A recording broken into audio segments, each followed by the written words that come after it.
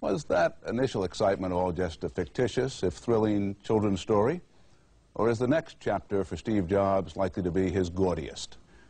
What should we expect next from Pixar? Well, you know, Toy Story has really exceeded our expectations. It's about $180 million right now, I think, at domestic box office. It's being released internationally as we speak. And we're coming out with some CD-ROMs based on Toy Story starting in April. And they're dynamite. I think they're going to pretty much set a new benchmark for what can be done with CD-ROMs. Home video was expected later on this year, and we're well at work on our second film. We're about a year into development on it. So I think we have a business model which is that we make feature films and surround them with a suite of related products. In addition to merchandise and home video, there's CD-ROMs and potentially, you know, sequels at some point in time.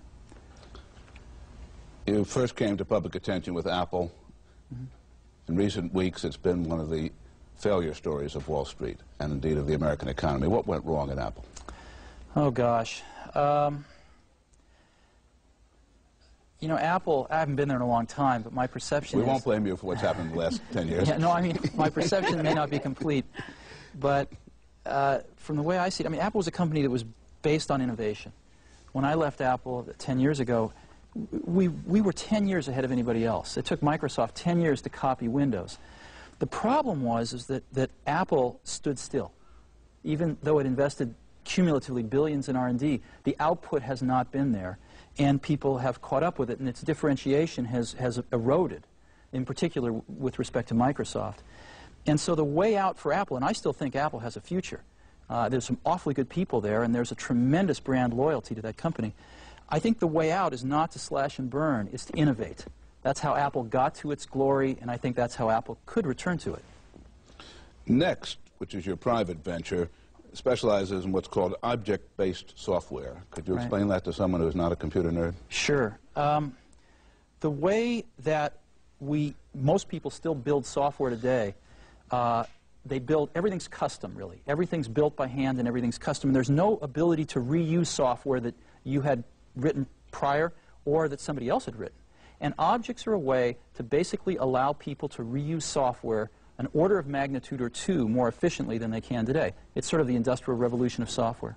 Is this on a grander scale the equivalent of calling up a macro on the computer?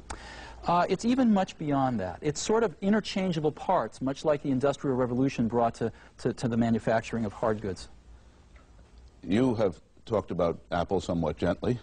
You've also mentioned Microsoft. Much of your current efforts seem directed at constraining Microsoft. Is that accurate?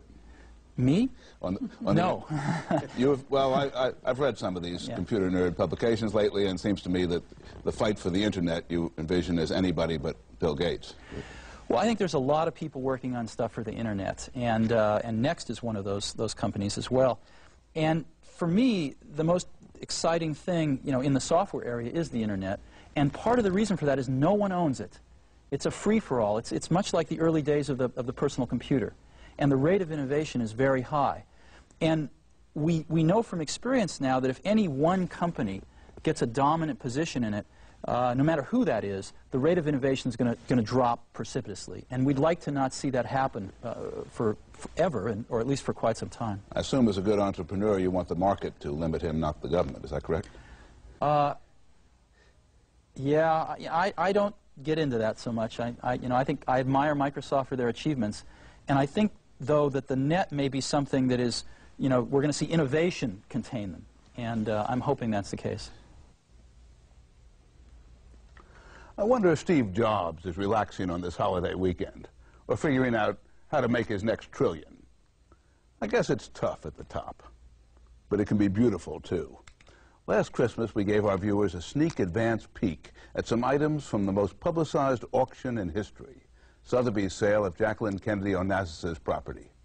The CEO of Sotheby's, D.D. Brooks, brought down some special treasures for your eyes only.